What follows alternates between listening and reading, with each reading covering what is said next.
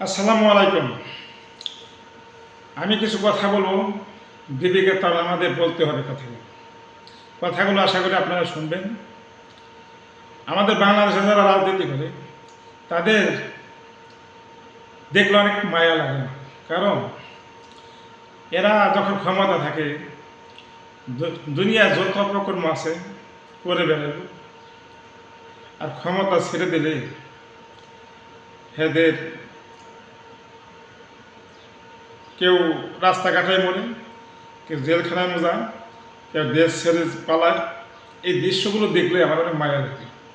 তাই আমি রাজনীতিবিদদের বলবো, যারা রাজনীতি করেন তারা মনে না ভাইবেন না এই দেশটা আমার বাপের।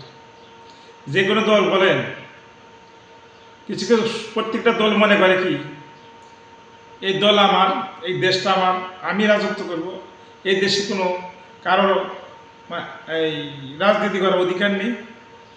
এই যে মন মানসিকতা নিয়ে থাকেন, এই মন মানসিকতা নিয়ে থাকেন, সেই কারণে আপনাদের ক্ষমতা ছাড়লে আপনাদেরকে জেলখানায় যেতে হয়, বাড়িঘর ছাড়তে হয়, বাড়িকে পুড়িয়ে দেয়।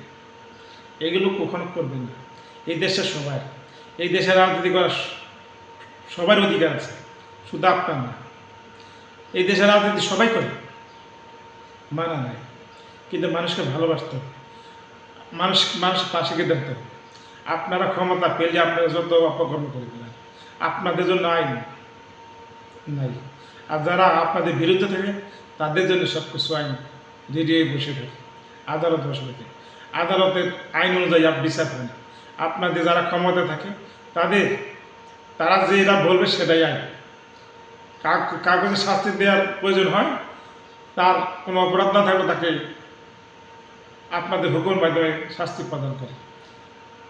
সেই জন্য আপনাদের ক্ষমতা ছেড়ে দিলে এক একজনের রাস্তাঘাটে মরতে হয়, বাড়িঘর ছাড়তে হয়, দেশ ছেড়ে পালাইতে হয়।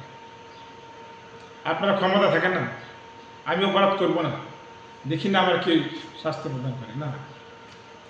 সত্যের জয় হবে। প্রতিটা মানুষ যদি আমরা এই সৎ আদর্শ রাজনীতি করি, তাহলে কেউ